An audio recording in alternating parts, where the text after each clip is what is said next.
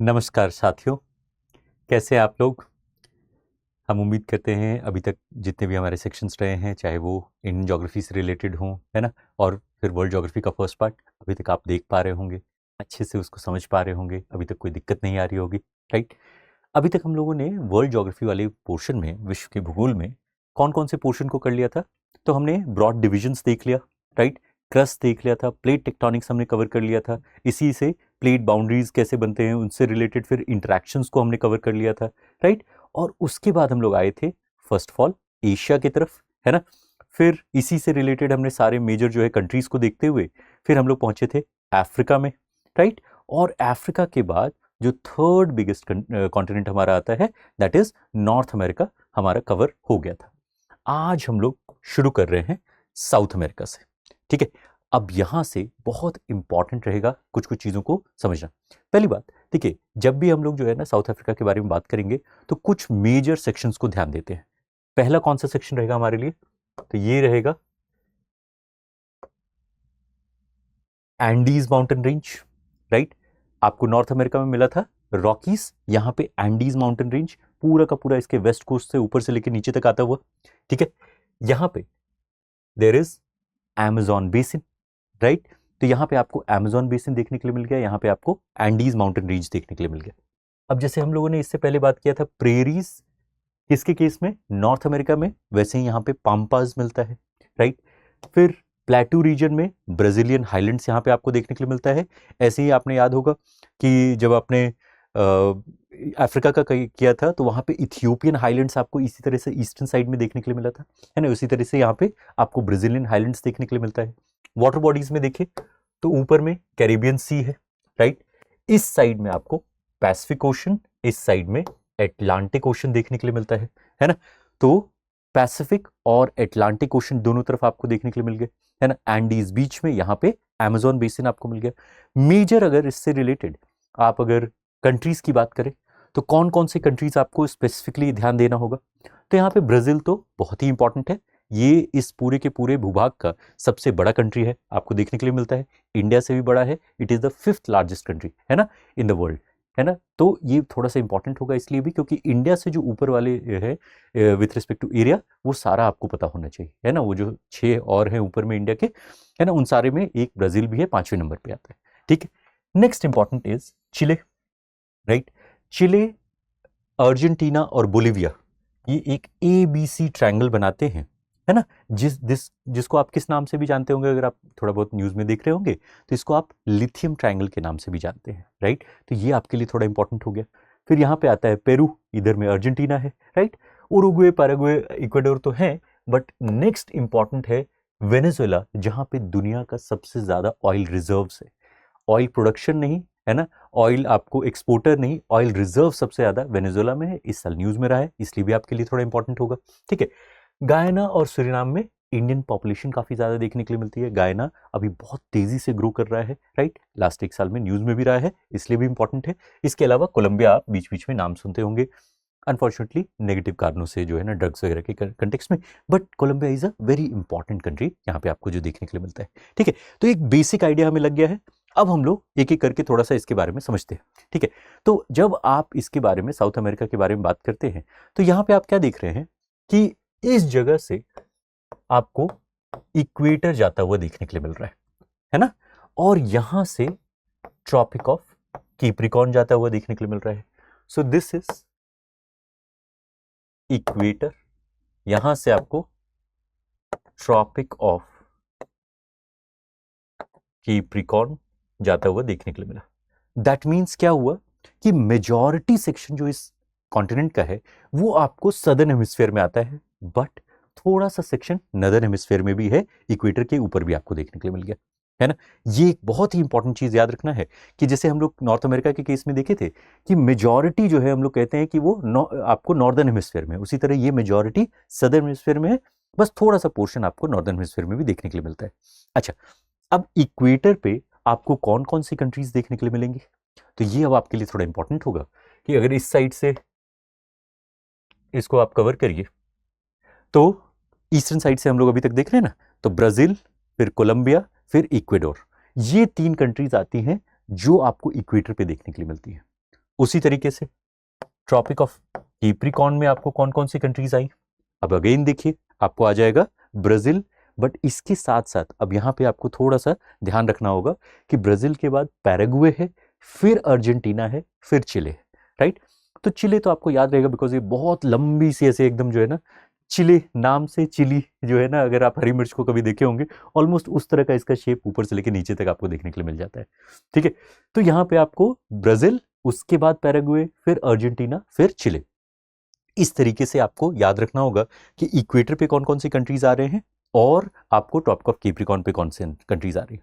इसमें एक बहुत ही इंपॉर्टेंट एस्पेक्ट है कि यहां पे आपको पैनामा कैनाल देखने के लिए मिलता है। पैनामा कैनाल किस चीज को किस चीज से सेपरेट कर रहा है? तो बेसिकली नॉर्थ अमेरिका और साउथ अमेरिका को सेपरेट करने वाला एक बहुत इंपॉर्टेंट ट्रांसपोर्ट हब है ना? यहां से आपको क्या हो रहा है कि जो शिप्स पूरा ये जिनको कवर करना पड़ता, राइट? यहाँ पे अगर आप याद होगा कि आपने मैगलिन के बारे में सुना है, तो मैगलिन को यहां से जाना पड़ा था, राइट? ये पूरा का पूरा जो एरिया वो कवर करते जो शिप्स, उनको अब नहीं करना पड़ता है, सीधे सीधे पैनामा कैनाल से अपना जो है ना अटलांटिक से पैसिफिक की तरफ चले जाते हैं। तो पैनामा कैनाल किसके किसके बीच में जाता है? This is between Atlantic and Pacific Oceans, right? और of course north and south America को तो जोड़ता ही, ठीक है? अब एक इंपॉर्टेंट आपको यहां पे चीज कभी कभी सुनने के लिए मिलेगा कि लैटिन अमेरिका, राइट? ये लैटिन अमेरिका में कौन कौन से कंट्रीज आते हैं? अब यहां पे थोड़ा सा ध्यान रखिएगा कि जब लैटिन अमेरिका की बात होती है, राइट, तो इसमें ये लैटिन वाले रीजन में आपको कौन कौन सी कंट्रीज देखने के लिए मिलेंगी? यहां पे अब आपको एक बहुत ही इंपॉर्टेंट याद है रखना है कि इसमें मेक्सिको और सेंट्रल अमेरिका भी आ जाता है, ठीक है? तो इसमें साउथ अमेरिका तो है ही, plus Mexico, right, plus central America, जो कि हो सकता है नॉर्थ अमेरिका में भी हो कई कंट्रीज, प्लस कैरेबियन, है ना? तो यहां पे आपको जो कैरिबियन सी के पास में कैरिबियन आइलैंड्स, वेस्ट इंडीज के जो कंट्रीज हैं, है ना? फिर इसके बाद ये सेंट्रल अमेरिकन रीजन, और इसके बाद आपको मेक्सिको भी, ये सारा जो है आपको इसमें आ जाता है, ठीक है? ये बहुत ही इंपॉर्टेंट है। तो कैरिबियन कंट्रीज कि लैटिन अमेरिका और साउथ अमेरिका में थोड़ा सा डिफरेंस है। साउथ अमेरिका आता है लैटिन अमेरिका में, बट लैटिन अमेरिका में और कौन कौन सी चीजें आ जाती हैं? तो मेक्सिको, सेंट्रल अमेरिका और कैरिबियन कंट्रीज भी इसमें आ जाती हैं, ठीक? अब वेनेजुएला में ही आपको वर्ल्ड का सबसे जो है लॉन्गेस्ट वाटरफॉल देखने के लिए मिलेगा। क्या नाम से? Angel Falls, right? इससे पहले आपने एक फॉल का नाम देखा था वहां पे, जब हम लोग ग्रेट लेक्स कर रहे थे नॉर्थ अमेरिका के, तो वहां पे आपने नायग्रा फॉल्स के बारे में सुना था। ये है एंजल फॉल्स, जो कि आपको कहां पे देखने के लिए मिल रहा है? वेनेजुएला में देखने के लिए मिल रहा है, ठीक है? इस तरीके से कुछ कुछ एस्पेक्ट्स को भी आपको ध्यान में रखना पड़ेगा, ठीक है? अब अमेजोन की तरफ आते हैं। ये जो बड़ा सा हमारे पास ये रीजन देखने के लिए मिल रहा है, ये बहुत ही इंपॉर्टेंट रीजन है। इनको कहा जाता है lungs of the world, right? तो ऐसे कौन से रीजन ऑफ द वर्ल्ड को लंग्स ऑफ द वर्ल्ड कहा जाता है? ये अमेजोन रिवर बेसिन है। क्यों? क्योंकि एक सबसे जो दुनिया की सबसे लार्जेस्ट रिवर है बाय वॉल्यूम ऑफ वाटर, ये अमेजोन रिवर है। ये आपको जिस रीजन में देखने के लिए मिलता है, यहाँ पे आपको बहुत इंपॉर्टेंट रेन फॉरेस्ट मिलते हैं, राइट? सो इस जगह पे आपको इतना बड़ा एरिया है जो ट्रॉपिकल रेन फॉरेस्ट से जो है घिरा हुआ है, कि ये इतना ज्यादा आपको ऑक्सीजन क्रिएट करके दे रहे हैं, इतना ज्यादा यहाँ पे कार्बन सिंक हो रहा है कि इनको लंग्स ऑफ द वर्ल्ड कहा जाता है, ठीक है? तो बहुत ही इंपॉर्टेंट है कि इस पर्टिकुलर रीजन में दी मोस्ट इंपॉर्टेंट एक तरीके से आप कहिए कि ज्योग्राफिकल फिनोमेना जो है वो अमेजोन के जो है ना जंगल है यहाँ पे, ठीक है? तो अमेजोन रिवर भी है ना, जो कि पूरी दुनिया की लार्जेस्ट रिवर है by volume of water. Nile river वो है लॉन्गेस्ट रिवर, है ना? अमेजोन इज लार्जेस्ट, जितना कि यहाँ पे ज्यादा पानी आपको देखने के लिए मिलता है, ऑलराइट? दूसरा, अब अगर आप एंडीज माउंटेन रेंज की तरफ में देखें, तो वहां पे एक इंपॉर्टेंट एस्पेक्ट आपको देखने के लिए मिलेगा कि यहाँ पे देख सकते हैं, हम लोग इसको एक अलग से बना लेते हैं, माउंट एकोंकागुआ। माउंट एकोंकागुआ यहाँ पे आपको देखने के लिए मिलेगा। अब ये बहुत ही इंपॉर्टेंट रेंज है, ये किस में आता है? इन एंडीज माउंटेन रेंज, इन एंडीज माउंटेन रेंज। अब ये कितना इनका हाइट है? जैसे हम लोग एवरेस्ट के बारे में याद रखते हैं 8848, इनका है 6962 मीटर्स, राइट। बट ये इंपॉर्टेंट क्यों है? क्योंकि ये पूरे के पूरे सदर्न हेमिस्फेयर का सबसे ऊंचा है, राइट, पहाड़ है।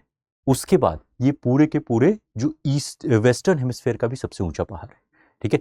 तो हमारे यहाँ पे जो एवरेस्ट है वो नॉर्दर्न हेमिस्फेयर में अगर आप कह सकते हैं कि सबसे ऊंचा पहाड़ है, राइट, ईस्टर्न हेमिस्फेयर में सबसे ऊंचा पहाड़, बट ये वेस्टर्न और साउदर्न हेमिस्फेयर का सबसे ऊंचा है। तो हाईएस्ट माउंटेन इन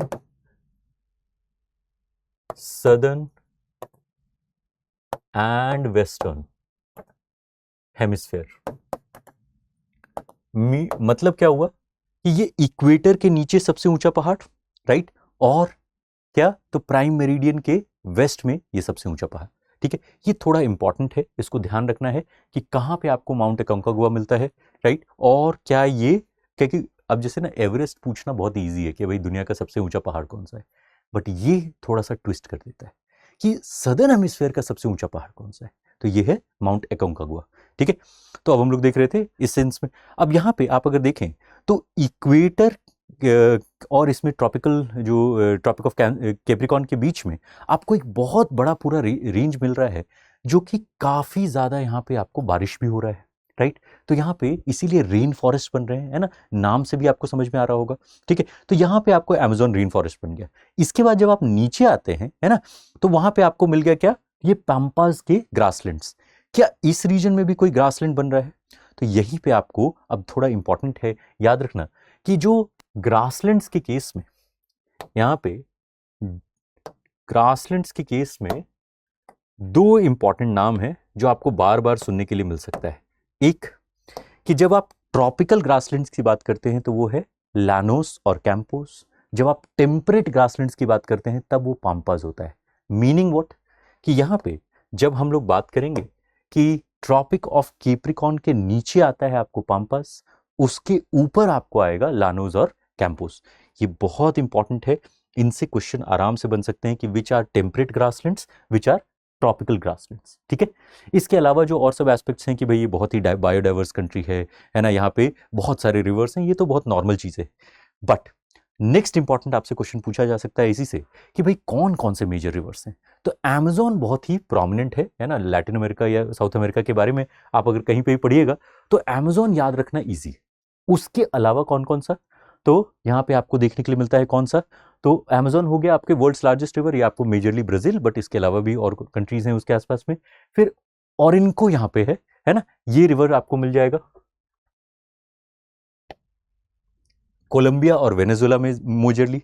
फिर पैराग्वे रिवर ब्राजील, पैराग्वे और अर्जेंटीना में, और कोलोराडो रिवर ये अर्जेंटीना में। अब एक कोलोराडो रिवर हम लोग अमेरिका में भी देख के आ रहे हैं, है ना। तो ये थोड़ा सा ध्यान रखना है कि यहाँ पे आपको ये दोनों जगह पे ही मिल रहा है। लेक्स में अब ये बहुत इंपॉर्टेंट आएगा, सबसे बड़ा जो फ्रेश वाटर लेक है साउथ अमेरिका का, that is known as lake Titicaca. ये आपको बोलिविया और पेरू के पास में मिलता है। अगर आप मैप पे देखना चाहें तो इट इज समवेयर हेयर, है ना। ये बहुत बड़ा लेक आपको देखने के लिए मिल रहा है ना। और दूसरा जो है वो है लेक मारसियाबो, ठीक है। तो लेक टिटिकाका ये आपको बोलिविया और पेरू के बॉर्डर पे, और दूसरा है मारसियाबो, वो वेनेजुएला में आपको देखने के लिए मिल रहा है, ठीक है। सो इन दैट रिगार्ड यहाँ पे आपको दो लेक्स आपको जरूर से ही याद रखना है, टिटिकाका और मारसियाबो, है ना। इसमें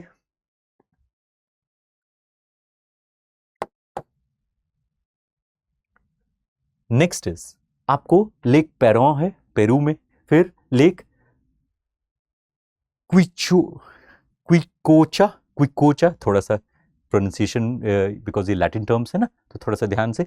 तो क्विकोचा ये इक्वेडोर में, और यहाँ पे आपको लास्ट में आता है लेक गुआटापे इन कोलंबिया, ठीक है। इसमें से ये दोनों थोड़े से ज्यादा इंपॉर्टेंट हैं, टिटिकाका और मारसियाबो, ठीक है। ये कहाँ पे आपको देखने के लिए मिला, तो थोड़ा सा मैप से याद रखने की कोशिश करना है। पेरू और बोलिविया के बीच में आपको लेक टिटिकाका आ रहा है, लेक मारसियाबो आपको आ रहा है वेनेजुएला में, ठीक है। नेक्स्ट अब आएगा, और इससे रिलेटेड बेसिकली लास्ट एस्पेक्ट कि भाई यहाँ पे जो मेजर कंट्रीज हैं उनमें आपको कौन कौन सा देखने के लिए मिला। So these are Brazil and Argentina. Brazil is one of the biggest countries in the world, right. इसके केस में आपको ये भी देखने के लिए मिलता है कि ब्रिक्स के मेंबर हैं, that means it is among the major economic emerging economies of the world, right. आपको ये कहाँ पे जनरली देखने के लिए मिलेगा, तो it is majorly in the tropical region, है ना। तो यहाँ पे आपको ट्रॉपिकल टाइप ऑफ क्लाइमेट देखने के लिए मिलेगा। Most of the country, almost 60% is having the Amazon rain forest. तो even though it's such a large country, but उसमें से 60% जो है वो अमेजोन के जंगलों के अंदर इनका आपको लैंड देखने के लिए मिलता है ना। अब यहाँ पे एक इंपॉर्टेंट चीज है कि इस कंट्री में there is no real dry season, ठीक है। तो ये थोड़ा सा इंपॉर्टेंट हो गया। जब हम अर्जेंटीना की तरफ आए तो ये सदर्न पार्ट में आ जाएगा। अर्जेंटीना में ही माउंट अकोंकागुआ आपको देखने के लिए मिलेगा। यहाँ पे आपको Uruguay river, Paraguay river actually में अर्जेंटीना से भी बहते हुए देखने के लिए मिलते हैं। यहीं पे आपको टेम्परेट ग्रासलैंड्स, जो पाम्पाज हमने देखा था, वो आपको मिलेगा, राइट। ये अब आपको क्या होगा कि अगेन जैसे हम लोग अलग अलग रीजन में पढ़ते हैं ना, तो बहुत सारे रीजन जो है ना बहुत ही रिच होते हैं मिनरल रिसोर्सेज में। उनमें से एक ये होता है जो कि अर्जेंटीना है। It is rich in mineral resources, but इसी के साथ जुड़ा हुआ है डच डिजीज।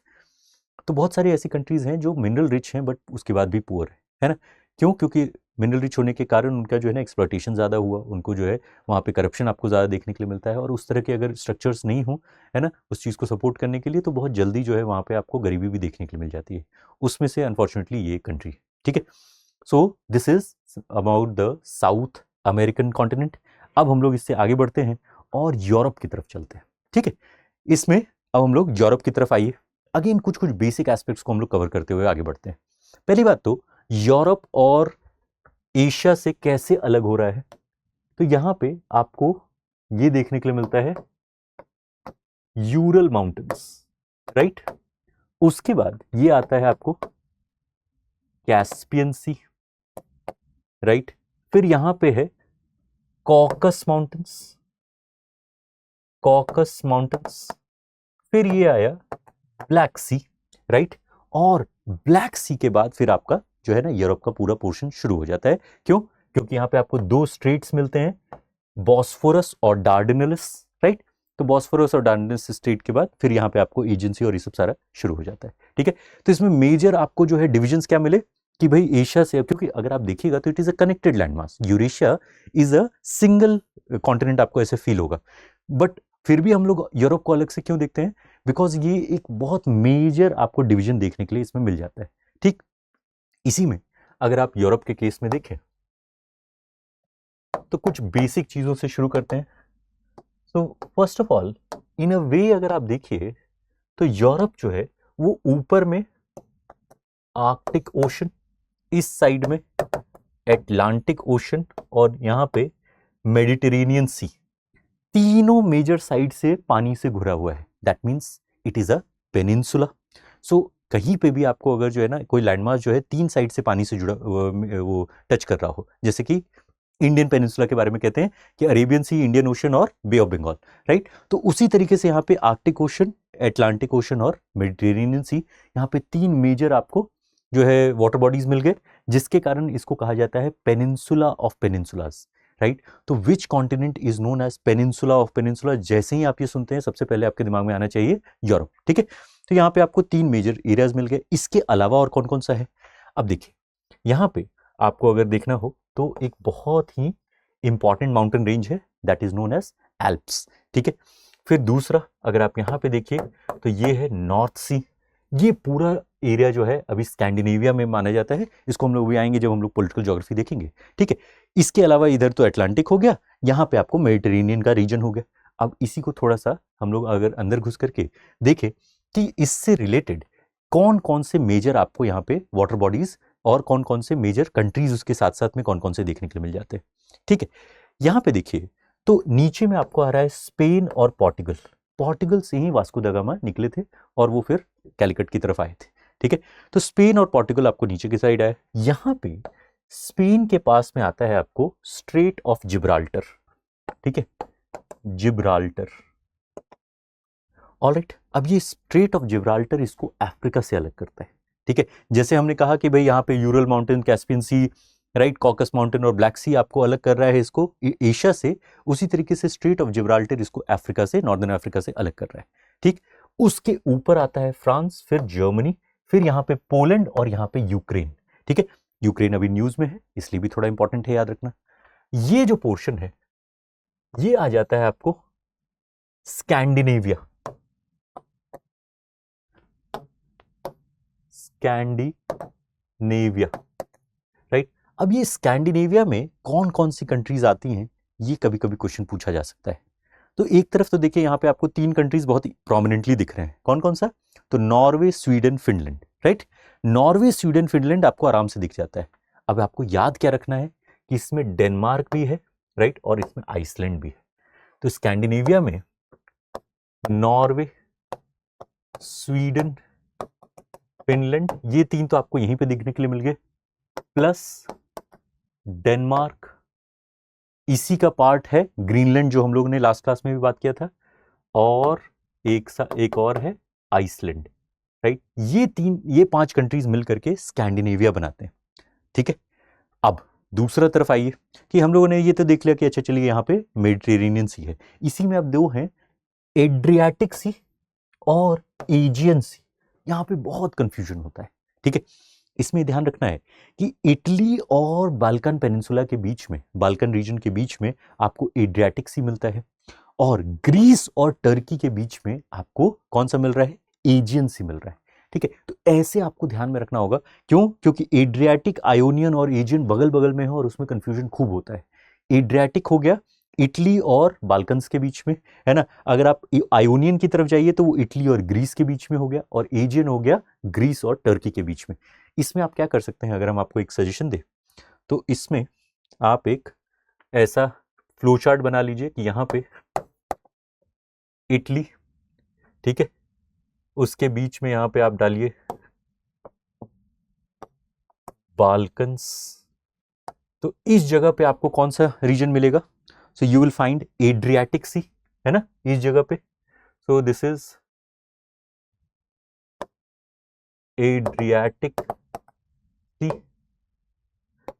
इन दोनों के बीच में, और दूसरी तरफ यहां पे आपको आएगा आयोनियन सी, ये ग्रीस के बीच में, और ग्रीस और टर्की के बीच में आपको कौन सा मिला, यहाँ पे ये देखिए, पहले आप मैप में देख लीजिए, तो यहाँ पे ग्रीस और टर्की के बीच में एजियन सी मिलता है। ठीक है, तो एजियन सी, ये फिर आपके लिए इजी होगा याद रखना।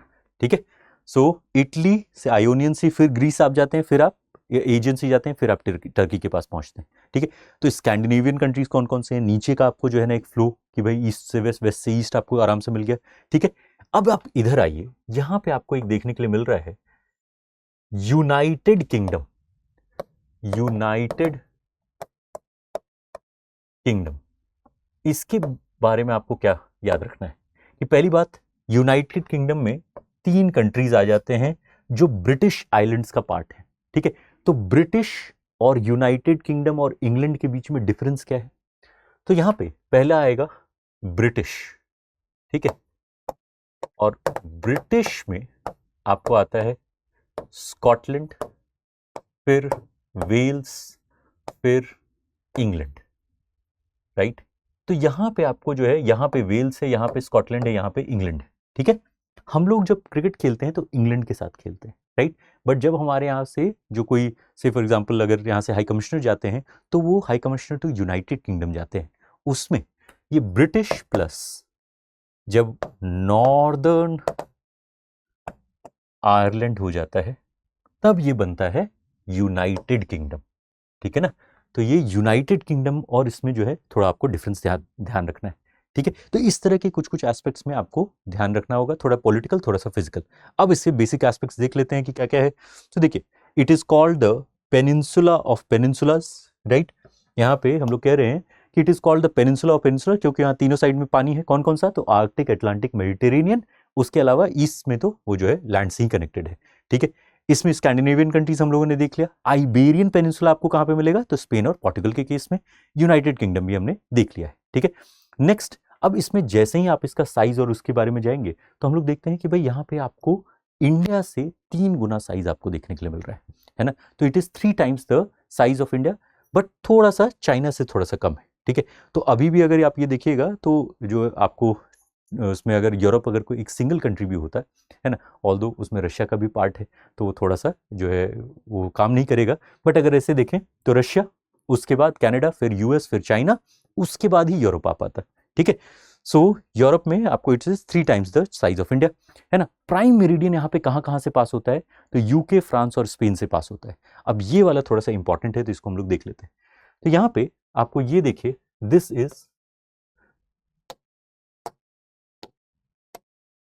इज ये हो गया अपना प्राइम मेरिडियन, यूके, फ्रांस और स्पेन, ठीक। दूसरा है आर्कटिक सर्कल, तो इसमें भी आपको ध्यान रखना है कि रशिया है, फिनलैंड है, स्वीडन है, नॉर्वे है, ये सब आपको आर्कटिक सर्कल वाले हैं, ठीक है। तो अगेन प्राइम मेरिडियन में ये 3 स्पेशली यूके, फ्रांस और स्पेन याद रखने वाला है, इससे क्वेश्चन पूछने के चांसेस रहते हैं, ठीक है। नेक्स्ट इज दिस क्लियर, यहां तक कोई दिक्कत तो नहीं है ना। तो प्राइम मेरिडियन कहां कहां से पास हो रहा है। इसके अलावा अगर हम लोग कहें कि ये कैसे अलग हो रहा है एशिया से, तो हम लोग देख लिए थे यूरल्स, उसके बाद आपको कैस्पियन सी, फिर कॉकस माउंटेन्स, फिर ब्लैक सी, है ना। अफ्रीका से कैसे, तो स्ट्रेट ऑफ जिब्राल्टर से। नॉर्थ में आपको यहाँ पे फ्यॉर्ड्स मिलता है ना। यू शेप्ड वैलीज मिलते हैं। यू शेप्ड वैलीज आप पढ़ते हैं कहाँ पे, तो जब आप इसमें लैंडफॉर्म मेड बाय रिवर्स और ग्लेशियर्स में पढ़ते हैं, वहां पे आपको इसको देखने के लिए मिलता है। Which are the major rivers here, तो यहाँ पे आपको यूरल रिवर मिलता है ऑफकोर्स, है ना। यहाँ पे यूरल माउंटेन्स भी है, यूरल रिवर्स भी है, फिर वोल्गा है ना, सियन है, ये फ्रांस में पेरिस के पास में, आपको पेरिस इसी के आसपास में है, आपको देखने के लिए मिलेगा। फिर राइन मिलता है ना। फिर वेस्तुला, वेसर, ओडर, डेन्यूब, एल्बे, ये सब आपको यहाँ पे मेजर रिवर्स देखने के लिए मिल गए। इसके केस में ना एटलीस्ट कुछ को आपको जरूर याद रखना है, सारा अगर नहीं भी याद हो तो जैसे कि अभी न्यूज़ में जो है उनको याद रखना है, जैसे सेन रिवर आपको जो है ना, इसमें फ्रांस में जब अभी ओलंपिक्स हुआ था तो उसमें बहुत ज़्यादा गंदगी थी, उसको जो है साफ किया गया, राइट। वहाँ पे इनफैक्ट जो है ना पेरिस ओलंपिक की शुरुआत ही जो है ना इस रिवर के उस पर से होता है, ठीक है। तो ये आपके लिए थोड़ा सा अच्छा हो जाएगा याद रखना, ठीक है। वोल्गा, हम बहुत नाम भी सुने हुए हैं इसे, राहुल संस्कृतायन की बुक की भी नाम है वोल्गा से गंग, है ना। तो ये सब जो है इस तरह से आपको याद रख सकता है कि जो जो कहीं से ना इंडिया से कनेक्शन हो किसी चीज़ का।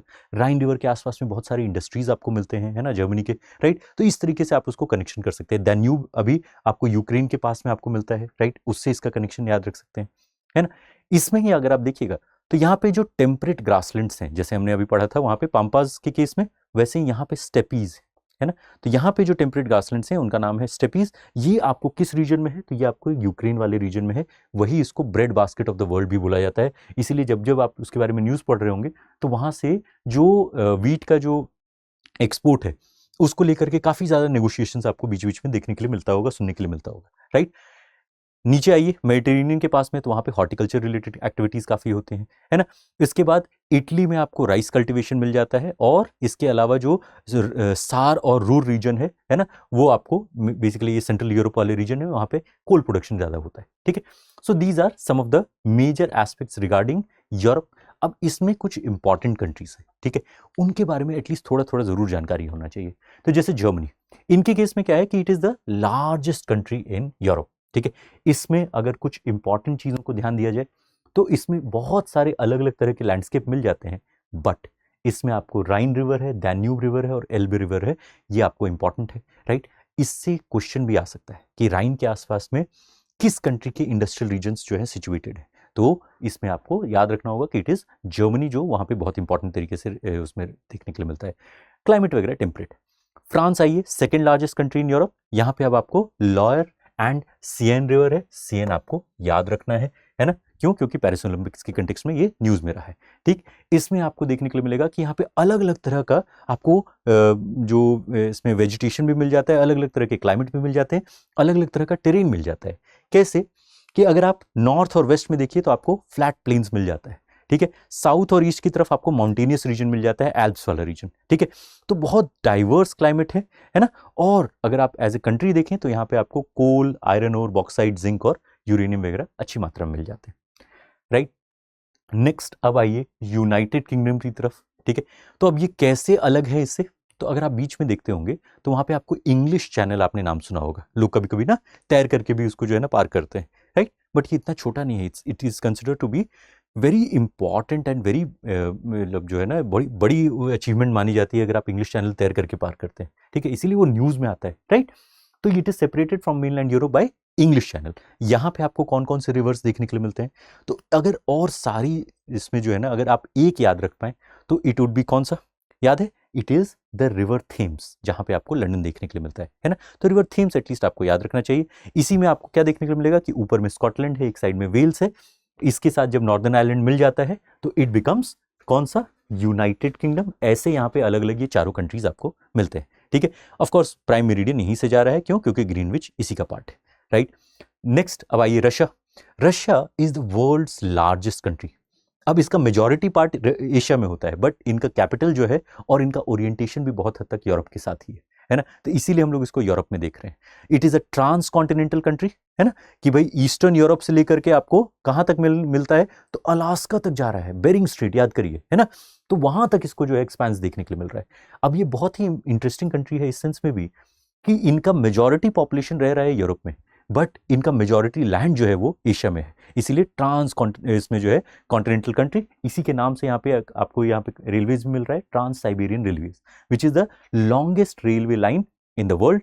अगेन बिकॉज इतना बड़ा आपको लैंडमास है, तो यहाँ पे काफी जो है डाइवर्स आपको यहाँ पे क्या मिल रहा है, क्लाइमेट भी देखने के लिए मिल जाता है, ठीक है। So this is Russia.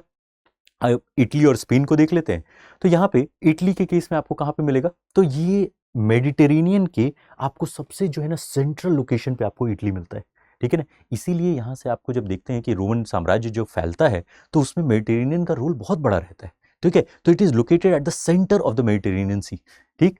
यहाँ पे आपको ज़्यादातर जो है एग्रीकल्चरल इसमें काम में इन्वॉल्व लोग दिखेंगे, बट अब ऐसा नहीं है कि यहाँ पे जो है ना सिर्फ एग्रीकल्चर हो रहा है, क्योंकि आपको भी पता है यहाँ पे हाई क्वालिटी मैन्युफैक्चरिंग भी होती है, स्पेशली नॉर्दर्न एरियाज में, ठीक है। मेडिटेरेनियन क्लाइमेट है तो ऑफ कोर्स हॉर्टिकल्चर के लिए बहुत अच्छा है, राइट। और यहाँ पे रिवर्स में देखिएगा तो पो और एडीज यहाँ पे रिवर्स देखने के लिए मिल जाते हैं। स्पेन के केस में ये आपको साउथ वेस्टर्न यूरोप में मिला, ठीक है, आइबेरियन पेनिनसुला में, है ना, इसके जस्ट बगल में पोर्टुगल आपको मिलेगा, ठीक है। इसमें आपको अगेन स्टेपी क्लाइमेट मिलता है, और यहाँ पे एक प्लेन है जिसका नाम है एंडलूसियन प्लेन, ठीक है। ये आप ध्यान रख सकते हैं कि अच्छा अंडलूसियन प्लेन कहाँ पे आपको मिलता है, तो ये आपको स्पेन में मिलता है, ठीक है। So these are some of the important aspects जो कि हमें किस चीज के बारे में देखने के लिए मिला, this was with respect to Europe, ठीक है। इसके अलावा भी चीजें हैं, बट एटलीस्ट ये एक आपको एक ठीक ठाक रिविजन दे देता है, ठीक है।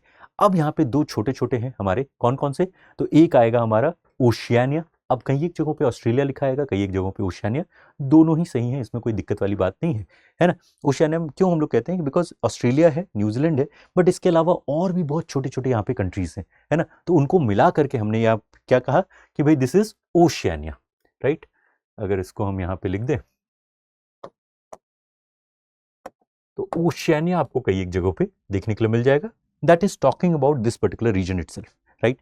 अब यहाँ पे आपको क्या देखने के लिए मिलेगा कि कौन कौन से मेजर आपको याद रखना है, तो of course it is Australia and New Zealand are the most important countries है, इसके अलावा भी और भी हैं, है ना, बट ये दो आपको याद रखना है। अब इसी में अगर इंडिया से रिलेटेड देखें तो यहाँ पे आपको फिजी मिलता है ना, यहाँ पे इंडियन जो है इंडियन लोग काफी सारे वहां पे जाकर के आपको देखने के लिए मिल जाएंगे, है ना, जो वहां पे बसे हुए हैं, ठीक है। इसके केस में अगर ओशियानिया को हम लोग थोड़ा सा एक्सप्लोर करें तो इसमें कौन कौन से मेजर आपको ग्रुपिंग्स हैं, तो इसमें आ जाता है आपको ऑस्ट्रेलिया, न्यूजीलैंड, है ना, फिर इसके अलावा मेलानेशिया, माइक्रोनेशिया, पॉलिनेशिया, ये सारे इसी रीजन में आते हैं। कहाँ पे हैं, तो एक साइड में आप देख रहे हैं कि ऑस्ट्रेलिया का जो वेस्टर्न कोस्ट है वहां पे आपको इंडियन ओशन देखने के लिए मिल रहा है ना, यहाँ पे देखिए तो इस साइड में इंडियन ओशन मिला, इसके बाद उस साइड में पैसिफिक ओशन, तो इनके बीच में आपको ये सारा देखने के लिए मिलता है। It is the smallest continent by area, Antarctica इससे बड़ा है, ठीक है, एंटार्क्टिका इससे बड़ा है, ये ध्यान रखना है कि भाई this is the smallest continent by area, है ना, और सबसे जो है ना सेकंड लीस्ट पॉपुलेटेड कहा जाएगा एंटार्क्टिका के बाद, ठीक है। तो एंटार्क्टिका पे तो लोग ही नहीं रहते हैं, इसमें भी जो है ना पॉपुलेशन काफी कम है, राइट। जितनी पूरी की पूरी ऑस्ट्रेलिया की पॉपुलेशन है उतने हमारे यहाँ पे जो है ना मुंबई और दिल्ली का पॉपुलेशन, स्पेशली दिल्ली एनसीआर का तो पॉपुलेशन उससे ज्यादा है, ठीक है। इसमें अगर एक्सटेंट वाइज देखें तो ईस्ट में अगर आप देखें तो ईस्टर आइलैंड मिलता है, वेस्ट में न्यू गिनी, फिर नॉर्थ वेस्ट में आपको बोनिन आइलैंड, नॉर्थ ईस्ट में हवाईयन आइलैंड और साउथ में आपको मैक्वायर आइलैंड मिलता है। इसमें से अब आपको क्या करना है कि एटलीस्ट जो है ना, जो किसी भी तरीके से न्यूज़ वाले हो उसको बस ध्यान में रखना है ज़्यादा अच्छे से। अगर न्यूज़ में नहीं हो तो कोई बात नहीं है। और जैसे फिजी है वो आपके लिए थोड़ा इंपॉर्टेंट है, क्यों? क्योंकि वहाँ पे इंडियंस ज़्यादा रहते हैं, ठीक है। इसी के केस में अगर आप देखें तो what are some of the basic things, तो अगर हम लोग सिर्फ एक कंट्री को इसमें देखना चाहें तो ऑस्ट्रेलिया को हम लोग अच्छे से देख लेते हैं कि this is the world's 6th largest country. तो ब्राजील के बाद ऑस्ट्रेलिया का नंबर आता है ना। ये एशिया से कैसे अलग हो रहा है? अब यहाँ पे थोड़ा सा ध्यान रखिए कि यहाँ पे दो आपको सीज देखने के लिए मिलते हैं। देखिए यहाँ पे आपको दो सीज देखने के लिए मिलते हैं, Arafura sea and Timor sea, right. तो it is separated from Asia by Arafura and Timor sea, ठीक है। इसी में आपको यहाँ पे ग्रेट बैरियर रीफ देखने के लिए मिलता है, ठीक है। तो this is the country that is having great barrier reef, इसीलिए यहीं पे आपको बगल में कोरल सी भी मिलता है ना। इस नाम से आपको यहाँ पे, क्यों? क्योंकि great barrier reefs are coral in nature, right. तो this is the world's largest coral reef यहाँ पे। इट इज ऑल्सो हैविंग, और एक तरीके से आप अगर इसको शेप देख करके समझ में आ रहा होगा, क्योंकि चारों तरफ से पानी से घिरा हुआ है, तो it is also the world's largest island, right. Greenland कई एक बार आपको ना उसमें फोटो में देख करके आपको ऐसा लगेगा कि ये बहुत बड़ा है, बट एक्चुअली में नहीं है ना। It is actually Australia that is the world's largest island, है ना। It is also called as an island continent, ठीक है। इसमें 95% ऑफ द पॉपुलेशन जो है ना वो इसके कोस्ट पे रहती है, राइट। क्योंकि अंदर का जो पोर्शन है वो बहुत ज्यादा एक्सट्रीम हॉट है, एक्सट्रीमली हॉट है। तो यहाँ पे आप जितने भी नाम सुने होंगे, आपने मेलबर्न सुना होगा, एडिलेड सुना होगा, डार्विन सुना होगा, राइट, इसमें पर्थ सुना होगा, जो भी आपने इसमें सिटीज का नाम सुना होगा, सिडनी वगैरह, सब कुछ यहाँ पे सारे आपको कोस्ट पे ही देखने के लिए मिलते हैं, right. So 95% of the population is living on the coast. कुछ पॉपुलेशन ऑफ कोर्स जो इसमें अंदर में भी रहती है, उसमें भी स्पेसिफिकली एबॉरिजिनल पॉपुलेशन जो है ना, जो हमारे यहाँ जैसे आदिवासी कहते हैं, वहाँ पे एबॉरिजिनल कहते हैं, वो वहाँ पे आपको देखने के लिए मिल जाएंगे अंदर में रहते हुए, ठीक है, जो इतने लंबे टाइम से वहाँ पे अडेप्ट कर चुके हैं, राइट। इसमें आपको देखिएगा तो अंदर में एरिया जो है वो बहुत एरिड और सेमी एरिड देखने के लिए मिलता है ना। ये बहुत इंपॉर्टेंट है कि यहाँ पे थोड़ा सा आपको ये ध्यान रखना है कि whenever we are talking about in this particular region, यहाँ पे आपको काफी ज्यादा जो है ना एरिडिटी मिल जाती है, ठीक है। Is that all right? अब लास्टली यहाँ पे एक इंपॉर्टेंट अगर मेजर रिवर देखें तो यहाँ पे आपको मुरे डार्लिंग रिवर या मुरे डार्लिंग बेसिन आपको यहाँ पे देखने के लिए मिलता है। तो Murray Darling is a major river system है ना। और यहीं पे आपको ग्रेट डिवाइडिंग रेंज भी मिल जाता है, ठीक है। Is that all right? Next, Australia के केस में कुछ और बेसिक चीजों को अगर हम लोग कवर करते हुए बढ़े तो यहाँ पे आपको क्या क्या मिलेगा? ट्रॉपिक ऑफ कैप्रिकॉर्न यहाँ से आपको पास होता हुआ देखने के लिए मिल रहा है, राइट। यहाँ पे अगर इसका दूसरा एक नाम देखा है तो यहाँ पे कई एक जगह पे आपको इसको लैंड ऑफ थर्स्ट के नाम से भी क्वेश्चन आ सकता है कि which country is known as the land of thirst.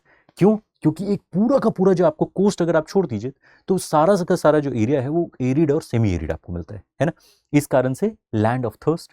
Highest peak is कौन सा? अब ये देखिएगा कि इस तरह का जो है ना थोड़ा सा जो स्पेसिफिक और थोड़ा टिपिकल नाम है उसको आपको ध्यान में रखना ही पड़ेगा, ठीक है। So this is Mount Kosciuszko, Mount Kosciuszko, ठीक है। तो इस तरह के थोड़े नाम को ध्यान रखना है। अब यहाँ पे जो ट्रॉपिकल साइक्लोन्स भी आते हैं, है ना, तो हमारे यहाँ साइक्लोन्स कहते हैं, वहीं पे यूएस में उसको जो है ना हरिकेन्स आपको बुलाया जाएगा, राइट। वो यहाँ पे किस नाम से जाने जाते हैं? विली विलीज के नाम से, ठीक है। तो ये आपको अब हो गया कि भाई कहाँ पे आपको विली विली आता है, तो it is a tropical cyclone that is seen in case of Australia. यहाँ पे आपको जो टेम्परेट ग्रासलैंड्स हैं उनको डाउन्स कहा जाता है, ठीक है। और इसीलिए कई अगर आप देखते होंगे जो हमारी टेस्ट सीरीज वहाँ पे होती है तो वहाँ कहा जाता है India has gone down under, right. तो ये थोड़ा सा आप उसको एसोसिएट कर सकते हैं याद रखने के लिए, ऑफ कोर्स सर, है ना। फिर यहाँ पे आपको रिवर्स में तो विक्टोरिया, स्वॉन, है ना, गिलबर्ट रिवर, ये सभी आपको मिलेंगे। न्यूजीलैंड के केस में again it is an island country, ये पैसिफिक ओशन में आपको मिलेगा। इसमें दो मेजर आपको ग्रुप्स हैं, कौन से? तो नॉर्थ आइलैंड और साउथ आइलैंड। ये बहुत ही सिंपल है और इसमें बीच में आपको कुक स्ट्रेट मिलता है। अगर इसका आप मैप देखना चाहें, so if you look at the map, यहाँ पे आपको नॉर्थ आइलैंड और साउथ आइलैंड और इसके बीच में आपको कुक स्ट्रेट देखने के लिए यहाँ पे मिल जाता है, ठीक है। यहाँ पे एक तरीके से ओवरऑल देखिएगा ना तो यहाँ पे 600 से ज्यादा आइलैंड है, ठीक है। इसी में अगर आप देखिएगा तो किस तरह के आइलैंड्स हैं ये, तो ये वोल्केनिक आइलैंड्स हैं और वोल्केनिक यहाँ पे रीजन्स मिलता है। इसी में एक अलूवियल प्लेन वाला रीजन है जिसका नाम है कैंटरबरी प्लेन्स, राइट। तो Canterbury Plains are in which region? It is seen in case of, अगर कॉन्टिनेंट पूछा है तो ओशियानिया और अगर कंट्री पूछा है तो न्यूजीलैंड, ठीक है, अब लास्ट हमारा आता है सारे कॉन्टिनेंट को लेकर के, विच इज एंटार्क्टिका। ठीक है, अब ये हम होपिंग कि देखते ही समझ में आ रहा होगा कि it is a huge area. In fact कितना बड़ा है कि after Asia, Africa, north America and south America, Antarctica is the fifth largest continent. हम लोग यूरोप को पहले पढ़े, ऑस्ट्रेलिया को पहले पढ़े, क्यों? क्योंकि वहां पे लोग रहते हैं, but it is by area the fifth largest continent in the world. ये थोड़ा ध्यान रखना है, ये आपसे पूछा जा सकता है। क्यों? क्योंकि हम लोग जो है ना सबसे लास्ट में पढ़ रहे हैं, तो ऐसा ना लगे कि ये सबसे छोटा होगा। ठीक है, so it is the fifth largest continent by area, right. Of course यहाँ पे जो है ना लोग नहीं रहते हैं, कुछ बस रिसर्च के लिए लोग वहां पे जाते हैं। ठीक है, तो it is the southern most least populated continent, है ना। चारों तरफ आपको कौन सा वाटर बॉडी मिल रहा है? तो चारों तरफ आपको देखिए सदर्न ओशन ही मिल रहा है ना। अब यहाँ पे southern ocean becomes really important, क्योंकि इससे पहले कई एक जगह आपको एंटार्क्टिक ओशन मिलता है, यहाँ पे हम लोग इसको सदर्न ओशन, दोनों ही आपको आ सकता है, बट यहाँ पे सदर्न ओशन पूछने के चांसेस ज्यादा हैं आपसे। ठीक है, यहाँ पे आपको क्या देखने के लिए मिलेगा कि ये एग्जैक्टली यहाँ पे मिडिल में आपको देखिए साउथ पोल आपको देखने के लिए मिल रहा है। सो दिस इज हैविंग, है ना, कि यहाँ पे आपको फिजिकल साउथ पोल तक आप पहुंच सकते हैं, राइट। ये आपको नॉर्थ पोल के केस में नहीं है ऐसा, वहां पे आपको कोई ऐसा जो है ना जगह नहीं देखने के लिए मिलता है। यहाँ पे आपको फिजिकल साउथ पोल आप पहुंच सकते हैं। ठीक, इसमें ज्यादातर जो आपको एरियाज हैं वो सारे अनइनहैबिटेड हैं, यहाँ पे लोग नहीं रहते हैं। जो आइलैंड्स भी हैं वो भी अनइनहैबिटेड है ना। इसमें एक इंपॉर्टेंट चीज को ध्यान रख सकते हैं कि जैसे आप जब भी इसमें इसको शेप को देखते हैं ना, तो इट इज नॉट स्टेबल। ये जो है एक डायनेमिक कॉन्टिनेंट है। ठीक है, तो ये आपको सीजन्स के हिसाब से एक्सपैंड और कॉन्ट्रैक्ट करता है। आइस शीट जब ठंड में आपको बढ़ते हैं तो ये इसका एरिया बढ़ भी जाता है और उसके बाद फिर घटता भी है ना, जब ये पिघलने लगते हैं। ठीक है, तो ये बहुत ही इंपॉर्टेंट चीज है कि ये एक ऐसा कॉन्टिनेंट है जिसका एरिया भी चेंज होता रहता है। ठीक है, इट्स अ डायनेमिक कॉन्टिनेंट। ठीक, इसके अलावा जो है यहाँ पे आपको जो है ना वर्ल्ड्स लार्जेस्ट ग्लेशियर मिल जाएगा, लैम्बर्ट ग्लेशियर। ठीक है, इसी में आपको यहाँ पे थ्वेट्स ग्लेशियर मिलता है, जो कि अभी न्यूज में रहा है, तो इसके लिए आप ध्यान रख सकते हैं। लैम्बर्ट आप याद रख सकते हैं कि this is the world's largest glacier, right. ये आपको एंटार्क्टिका में देखने के लिए मिल गया। इसमें ऑफ कोर्स कोई कंट्री है नहीं, तो इसलिए हम लोग को उसको देखने की कोई जरूरत ही नहीं। Is this clear? यहाँ पे हमारा ये जो वर्ल्ड मैपिंग वाला क्वेश्चन जो है, इससे अलग अलग जो एरियाज हैं वो अलग खत्म होता है। बट इसके साथ साथ अब हम लोग थोड़ा देख लेते हैं कि जो कल्टीवेशन, एग्रीकल्चर रिलेटेड एस्पेक्ट आ सकता है कि भाई डिफरेंट टाइप्स ऑफ कल्टीवेशन जो हमें देखने के लिए मिलता है। ठीक है, तो now we are moving towards that portion जिसमें आप डिफरेंट टाइप्स ऑफ एग्रीकल्चर की तरफ जाते हैं। टाइप्स ऑफ एग्रीकल्चर में हम लोगों ने जब इंडियन एग्रीकल्चर पढ़ना शुरू किया था, तो उसमें हम लोगों ने थोड़ा बहुत देखा हुआ था। क्या क्या देखा था उसमें? तो हमने देखा था कि भाई हंटिंग गैदरिंग से हम कैसे जो है ना मॉडर्न एग्रीकल्चर तक पहुंचे थे। ठीक है, तो हंटिंग गैदरिंग से नोमैडिक पैस्टोरलिज्म की तरफ आए, है ना। इसी में हमने इंडियन वाला जो है देख लिया था कि भाई कहाँ पे आज आपको हंटिंग गैदरिंग मिलती है, तो ये central Asian tribes, central Indian tribes आपको करते हुए देखने के लिए मिलते हैं।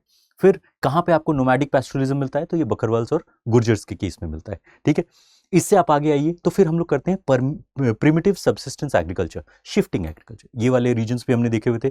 याद है कहाँ पे झूमिंग कल्टीवेशन हो रहा है?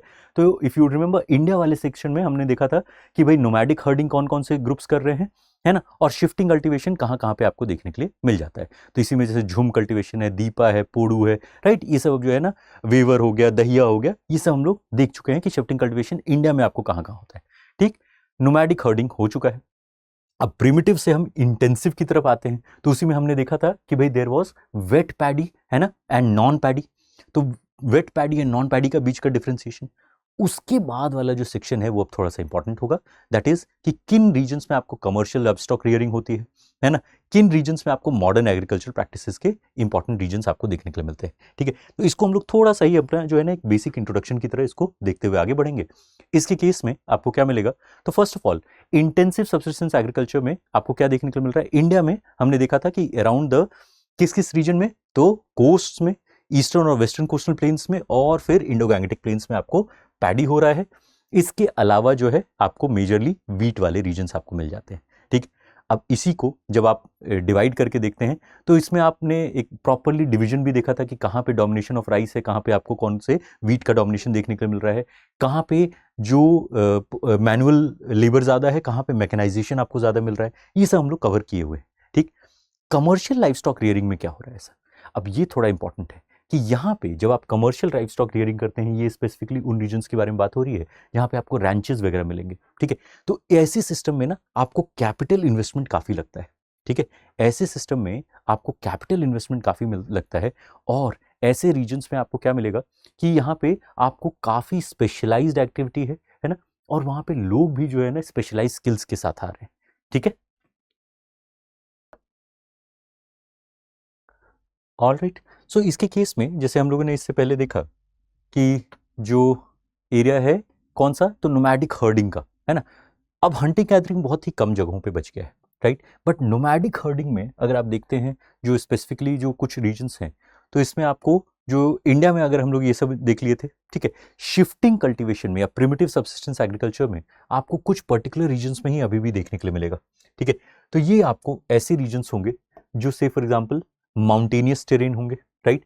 दे will be reasons that are associated with say for example rain forest areas, right, जैसे कि, है ना, ऐसे regions. They will be regions that are associated with tribal cultures, right, इस तरह के regions. तो इन्हीं जगहों पे आपको इस तरह के subsistence agriculture देखने के लिए मिलता है, ठीक है। सो इसमें अगर आप देखें तो South East Asia, right, central part of Africa and Amazon rain forest, these are some of the prominent regions. And of course किस जगह पे, तो यहाँ पे आपको जो इंडोनेशिया के रीजन्स, पपुआ न्यू गिनी के रीजन्स, ये सब में आपको मिलते हैं, ठीक है।